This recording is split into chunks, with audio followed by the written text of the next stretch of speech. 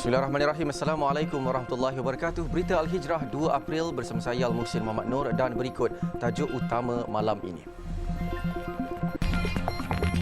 Lesen pengelola jemaah haji Emraz Travel and Tours digantung.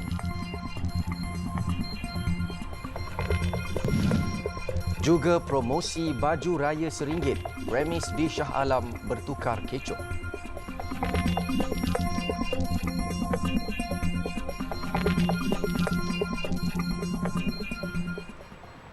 Lembaga Tabung Haji TH menggantung lesen pengelola jemaah haji PJH Emraz Travel and Tours Sdn Bhd sebagai langkah awal untuk melindungi kebajikan bakal jemaah haji. Keputusan tersebut susulan aduan awam berhubung perkhidmatan umrah yang diberikan oleh syarikat terbabit. TH dalam satu kenyataan berkata pihaknya sentiasa memantau prestasi syarikat PJH yang dilesenkan termasuklah perkhidmatan yang diberikan bagi ibadah umrah. TH dalam pada itu tidak akan teragak-agak untuk mengambil tindakan ke atas mana-mana pihak demi menjamin kebajikan jemaah haji negara. Sementara itu, bakal haji yang memilih untuk mengerjakan haji melalui pakej swasta masih boleh memilih antara 22 lagi syarikat PJH yang dilesenkan, termasuklah anak syarikat TH iaitu TH Travel and Services Sdn Bhd.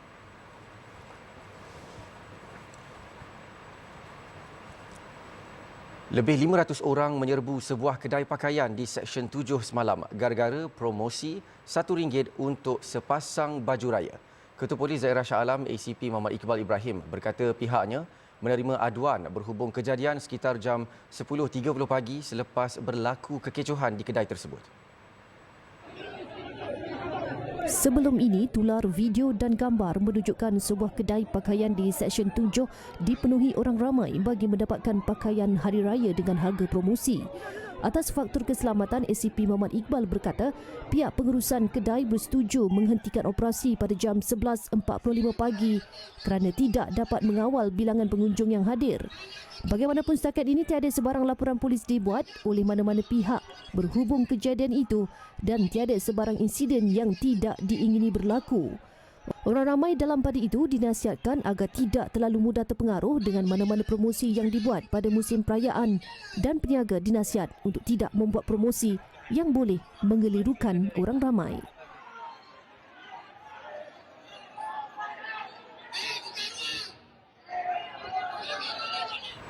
Duty excise pada kadar 40 sen akan dikenakan bagi setiap mililiter cecair atau gel mengandungi nikotin yang digunakan untuk rokok elektronik dan vape berkuat kuasa 1 April.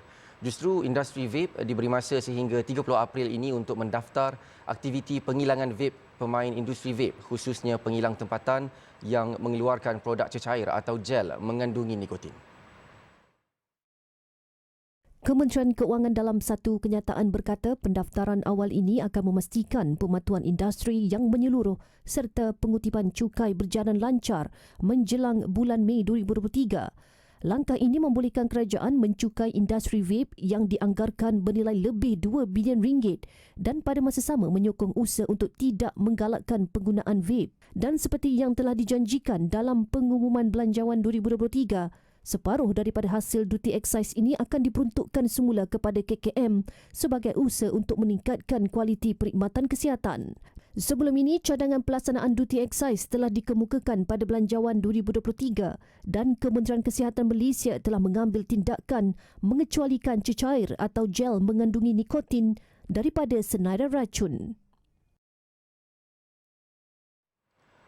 Hampir 2,000 penduduk dari 3 buah kampung di Machang terdedah dengan pencemaran udara serta bau dari kilang dan kuari berhampiran.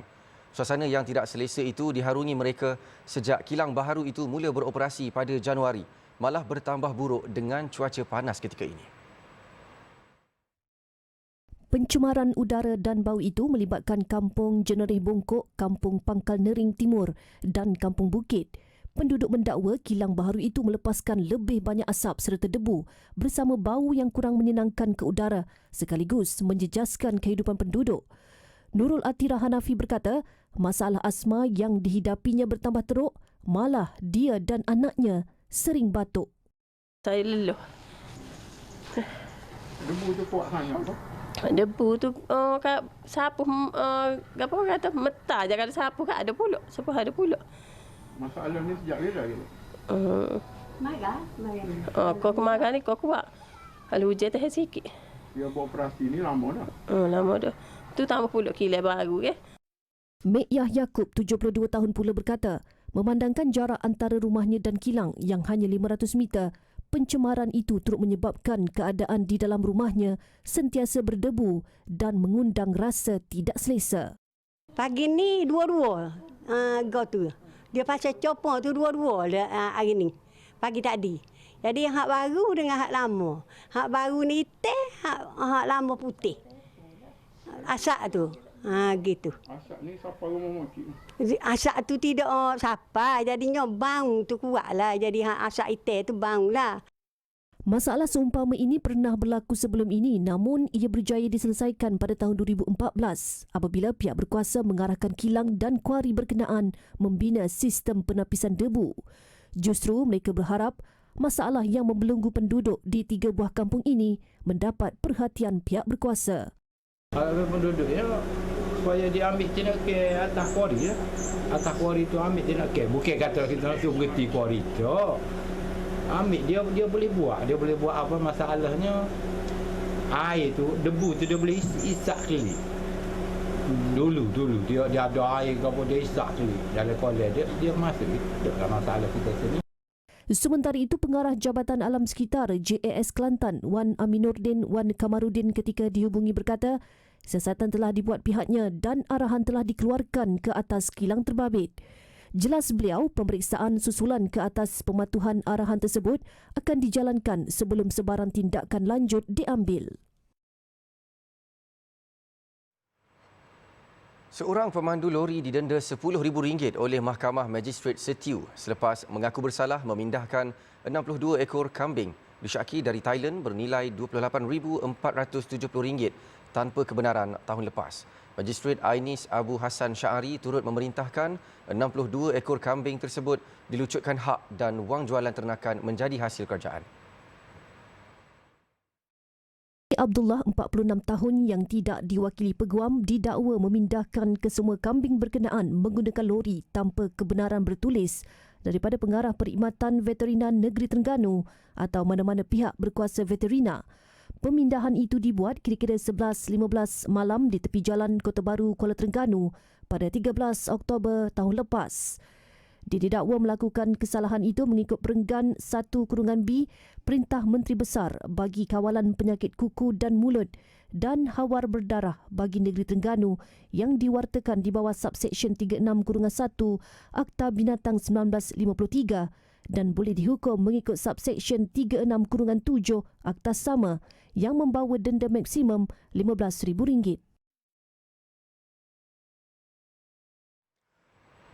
Pemandu bas yang menggunakan telefon bimbit semasa memandu disahkan mempunyai 13 saman membabitkan kesalahan jalan raya.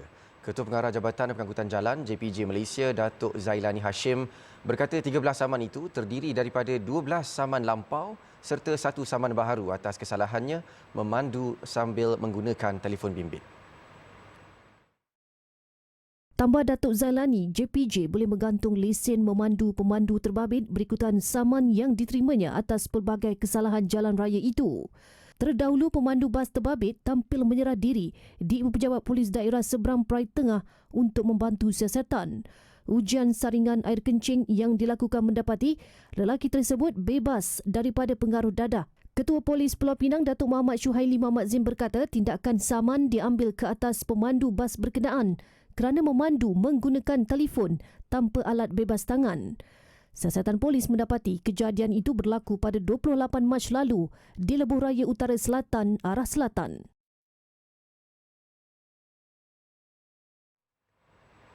Ruang solat yang sempit di Surau Jumaat Nurul Iman, Saujana, Puchong tidak lagi dapat menampung bilangan jemaah yang semakin ramai. Kekangan itu turut dilalui imam yang terpaksa bergerak dari mimbar menuju ke ruang tambahan solat di luar surau bagi memimpin solat Jumaat.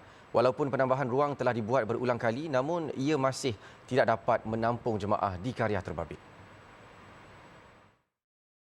Menurut Pengerusi Jawatan Kuasa Penaja Pembinaan Masjid Saujana Puchong Amirullah Omar Sidi, selain Surau Jumaat Nurul Iman, terdapat 2 lagi surau dan masjid yang terletak di kawasan berdekatan. Namun ruangnya juga sempit dan masih tidak dapat menampung jemaah sedia ada. Justru katanya pembinaan masjid baharu di kawasan tersebut amat diperlukan bagi mengakhiri penantian selama 10 tahun. Masa kita mula-mula masuk sini 20 tahun lepas, kita ada diberi tapak untuk buat rumah ibadat. Jadi kita apply, kita buat surau yang lebih kurang 20 kali 40 saja dia punya besar. Tapi setelah upgrade 12 tahun lepas kita mohon untuk solat Jumaat, alhamdulillah lepas. Tapi hanya boleh menampung lebih kurang 800 ke 900 orang masjid tu, surau tu. Jadi kita pun ada masalah sikit. Bentuk surau tu, bentuk lama, dah tak boleh dipanjangkan ke belakang. Jadi kita kena panjangkan ke depan untuk menambah apa. Dan sekarang pun dah maksimum, dah habis. Jadi bila tambah ke depan, imam selepas baca khutbah, turun dan dia kena keluar pergi ke depan lagi lebih kurang 10-12 saf lagi ke depan untuk dapatkan tempat duduk untuk menjadi imam. Menurut Amirullah, masjid baharu yang sudah mencapai kemajuan 20% itu memerlukan kos keseluruhan sekitar 9.8 juta ringgit dan pihaknya masih memerlukan dana berjumlah 5 juta ringgit. Masjid di tanah seluas 5.45 ekar itu bakal memuatkan kira-kira 2,500 jemaah dalam satu-satu masa dan dijangka siap pada Mei 2024. Saya merayu juga pada penerima di luar sana selepas melihat di Al-Hijrah, tolonglah bantulah kami yang kami betul-betul sangat memerlukan untuk pembangunan rumah di sini. InsyaAllah ganjaran itu Tuhan akan ganti dan akan beri ganjaran yang timpal terhadap semua hamba-hamba Allah, dermawan-dermawan di luar sana insyaAllah. Bagi perancangan akan datang, masjid itu akan turut dilengkapi pelbagai kemudahan seperti Dewan Serbaguna, homestay, pusat pembelajaran tahfiz dan rumah kedai bagi menjana ekonomi.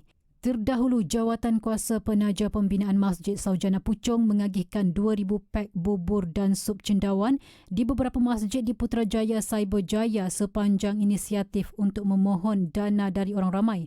Bagi mereka yang ingin membantu dalam pembinaan Masjid Saujana Puchong, sumbangan boleh disalurkan ke akaun Bank Islam bernombor 1226 1010 001925 atau scan kod QR tertera. Tradisi kejut sahur, imbau nostalgia di desa. Alhamdulillah bertemu lagi. Operasi pengemis Op Pintas Bersepadu terus digerakkan bagi membantras aktiviti mengemis yang berleluasa ketika Ramadan. Di Alor Star, operasi pertama dijalankan di Jalan Ibrahim dan menemukan seorang wanita warga Thailand yang meraih simpati orang ramai dengan menjual kerepek di kaki lima. Ketika disoal, wanita berusia 40 tahun itu mendakwa dia dihantar oleh rakannya ke sini. Pagi-pagi ni ambil ni tak tahu. Orang tak tahu lah. Tak tahu tak macam mana kita beli orang ni tak tahu. Lepas tu, berapa yang besar ni? Dia jual. Tapi dia harga berapa besar? RM4. RM4. Ni dia berapa? Dia tolak RM4. Jual RM5. Pemeriksaan lanjut mendapati wanita tersebut hanya memiliki pas sempadan Thailand sebagai dokumen perjalanan dan pengenalan diri. Dia kemudian dikenakan tindakan hantar pulang melalui Kompleks Immigration, Custom dan Kuarantin Sepadan Malaysia ICQS melalui Bukit Kayu Hitam oleh Jabatan Immigration Malaysia JIM. Sementara itu, seorang lelaki orang kurang upaya OKU didapati meraih simpati di hadapan bank atas alasan memerlukan wang selepas berpisah dengan isteri dan berjauhan dengan 3 anak. Hari ni 40. Hari 40. Sekarang hari ni dapat berapa dah? Hari ni baru saya main cik. Berapa main tadi? Baru saya selesai main 5 minit dah cik main. Dapat berapa ringgit dah? Dah lagi tak dapat apa lagi. Namun hasil semakan mendapati lelaki itu merupakan penerima bantuan JKM sebanyak RM300 sebulan selepas kudung kaki akibat kemalangan jalan raya. Serbuan di lokasi lain pula menemui lelaki berusia 50-an ini yang mengatakan dia mempunyai penyakit HIV dan terpaksa meminta sedekah selepas tiada tempat bergantung. Sehari kutipan sedekah ni berapa? 340 dah lah. Berapa? 340. 340. Ya. 340 ni buat apa? Makan? 340 sehari makan? Ya, makan. Esok kutip lagi? Macam tu lah sebelumnya. Sementara itu, Ketua Polis Kedah, Datuk Wan Hassan Wan Ahmad berkata dalam operasi itu, 5 lelaki tempatan disyaki gelandangan telah ditahan dan diberi amaran oleh pihak JKM supaya tidak menjalankan aktiviti itu lagi. MBAS turut mengambil tindakan merobohkan binaan yang dijadikan tempat tinggal haram di kawasan kaki lima bangunan.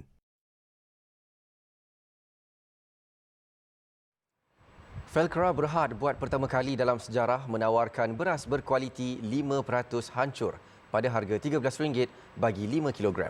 Timbalan Perdana Menteri Datuk Seri Ahmad Zahid Hamidi berkata beras yang dijual RM10 pada harga promosi itu 100% dikeluarkan di estet padi negeri Perak.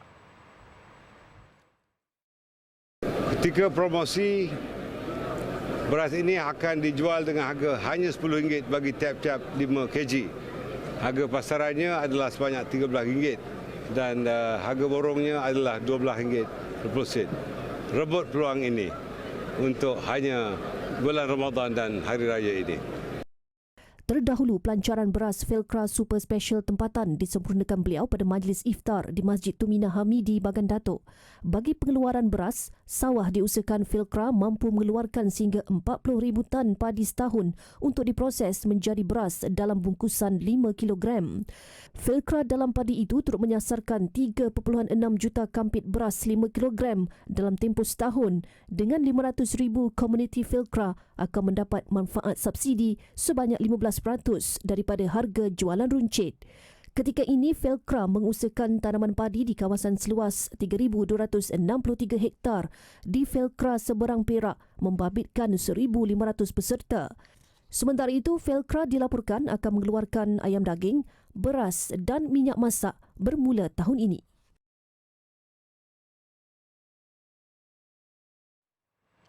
Paluan rebana beserta selawat memecah kesunyian pagi di kawasan rukun tetangga KRT Taman Kelebang Putra 1 Ipoh sekaligus menghidupkan kembali tradisi kejut sahur yang biasanya popular di kawasan kampung. Program yang julung kali diadakan di taman perumahan itu antara lain bertujuan untuk merapatkan jurang dalam kalangan penduduk setempat. Seawal 3.30 pagi, lebih 50 individu termasuk kanak-kanak berjalan lebih kurang 3 km dan mengelilingi kawasan perumahan itu bagi mengejut umat Islam untuk bangun sahur. Walaupun hanya 30 minit, namun ia memberi pengalaman bermakna kepada penduduk, khususnya anak muda, di samping mengimbau kembali nostalgia ketika berada di kampung. Sebenarnya anak-anak muda ni sebenarnya kita cuba bila dia orang dah hidup di zaman moden, zaman yang kita zaman di era digital ni. Jadi kebanyakan mereka banyak terdedah kepada media sosial ataupun gadget-gadget kan. Jadi kita cuba untuk perkenalkanlah budaya rebana ni. Budaya rebana ni kepada anak-anak muda supaya benda tak lupus atau tak pupus daripada di telan taman kan. Jadi kita cuba galakkan ibu bapa untuk bawa anak-anak ni menyertai. Lagipun kita pun nak latih dia orang kan untuk bangun awal untuk sahur.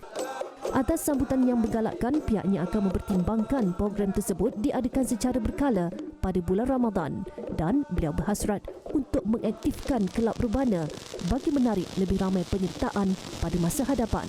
Sementara itu, saudara baru Muhammad Adam Chua Abdullah beranggapan tradisi kejut sahur dengan cara berselawat sambil memukul rebana itu adalah sesuatu yang unik. Sesuatu yang baru bagi saya after saya convert to Muslim. Sini pertama kali lah saya dapat menyertai acara ni. Ini acara yang unik lah. Dia I think dapat kenal lebih ramai penduduk sini dan juga ahli keluarga pun budak-budak pun boleh join. Beliau yang lebih 10 tahun memeluk Islam sebelum ini hanya mendengar tentang kemeriahan aktiviti tersebut. Namun kali ini, beliau teruja dapat menjadi jam loceng kepada penduduk untuk terus menghidupkan sunnah bersahur. Yayasan Maghfirah meneruskan program Kongsi Rezeki dengan menyantuni kira-kira 100 orang kurang upaya OKU yang juga pelatih di Pusat Latihan Perindustrian dan Pemulihan PLPP di Bangi. Selain tajaan berbuka puasa, Yayasan Maghfirah turut menyumbang bantuan peralatan perubatan khusus dan rehabilitasi bagi kegunaan warga OKU di institusi berkenaan. Ketua Pegawai Operasi Yayasan Maghfirah Mariam Malik berkata sumbangan itu merupakan usaha pihaknya untuk memperkasa golongan OKU dari aspek pendidikan, perubatan dan kebajikan. Kerjasama dengan PLPP ini kami tidak melihat dia akan terhenti di sini sahajalah. Kami melihat peluang-peluang pada akan datang yang mungkin kita boleh bekerjasama dengan lebih banyak lagi bersama dengan PLPP dan juga organisasi ataupun institut yang memperkasa dan membangunkan OKU secara keseluruhan. Beliau berkata demikian kepada Berita Al-Hijrah pada majlis berbuka puasa bersama warga PLPP di Bangi semalam. Antara peralatan yang disumbangkan adalah 5 buah kerusi roda, 10 set tongkat bahu, 12 set bantal hospital dan sarung bantal PVC, 12 set cadar dan selimut. Jelas Mariam lagi, Yayasan Maghfirah turut menggerakkan projek tabung kelestarian OKU dan projek pembangunan Braille bersama Persatuan Orang-Orang Cacat Penglihatan Islam Malaysia Pertis sejak 2020 sehingga kini. Pertamanya saya ucapkan terima kasih kepada pihak YM kerana menaja iftar dan juga sumbangan kepada OKU di sinilah. Sebab macam saya sebut tadi, jarang-jarang ada pertubuhan ataupun ada persatuan yang memberikan sumbangan pada OKU dan apa yang dibuat oleh YM ini satu benda yang sangat bagus dan saya harap program ini tidak hanya sekali ini dan mungkin selepas ini akan sambung dengan sumbangan-sumbangan yang lain insya-Allah. Sementara itu, Duta Yayasan Maghfirah Profesor Madya Dr. Ahmad Sanusi Azmi menyifatkan inisiatif seumpama itu selaras dengan prinsip Rasulullah sallallahu alaihi wasallam yang amat prihatin dengan golongan OKU. Selaras dengan bimbingan Rasulullah sallallahu alaihi wasallam, yang mana Rasulullah sendiri kalau dipanggil oleh golongan OKU, Rasulullah datang.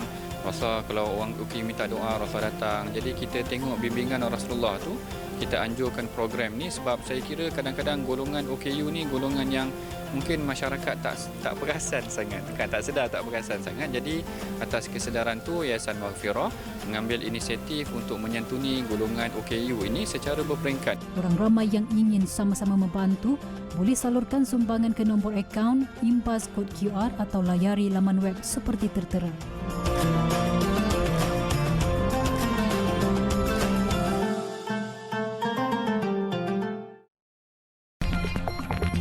Gara-gara tidak bertudung, 2 wanita dilempar yogurt.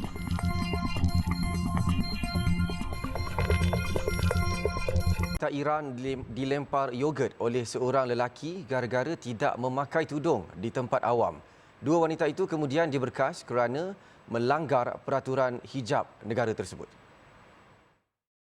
Terdahulu tular rakaman video di media sosial yang menunjukkan 2 pelanggan wanita dihampiri oleh seorang lelaki sebelum dilempar dengan yogurt. Lelaki berkenaan kemudian turut ditahan kerana mengganggu ketenteraman awam.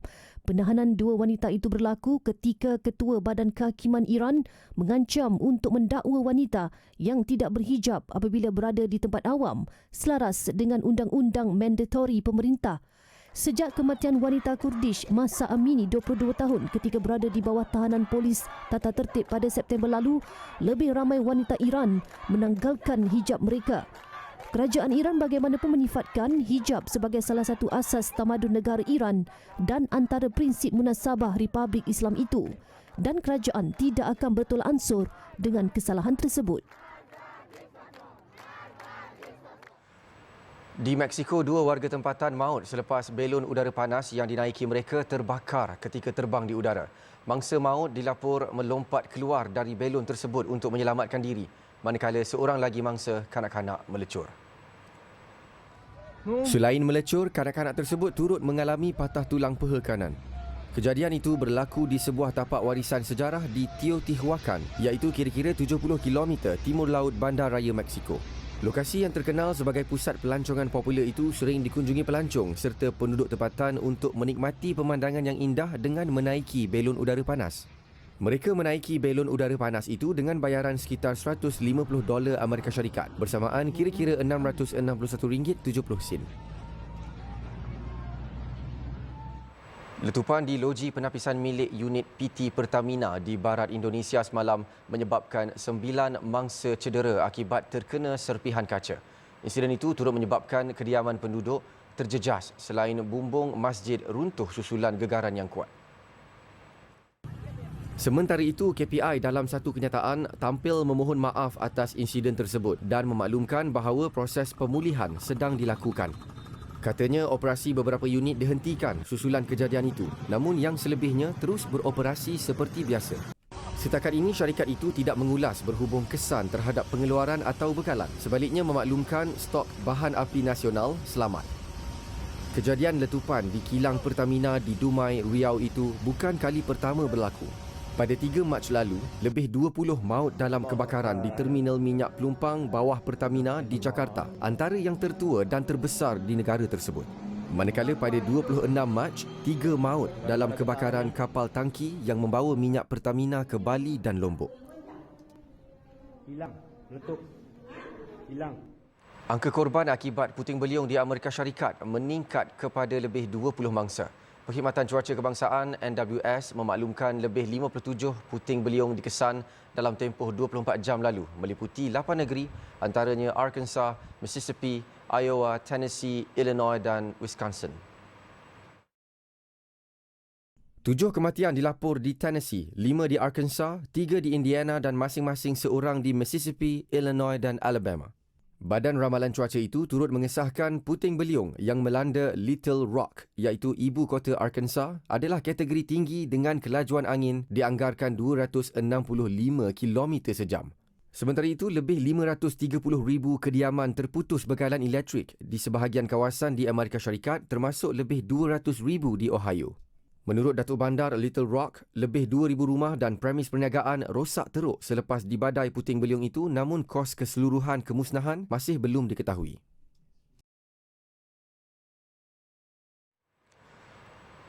Sekian untuk malam ini. Ikuti banyak lagi kandungan menarik berita Al-Hijrah menerusi platform media sosial seperti Facebook, Twitter, YouTube, Instagram dan TikTok. Juga layari alhijrahnews.com untuk laporan berita dalam dan luar negara serta artikel eksklusif. Saya Al-Muhsin Muhammad Noor, satukan ummah dengan ilmu bagi memperkasa Malaysia Madani. Assalamualaikum warahmatullahi wabarakatuh dan selamat malam.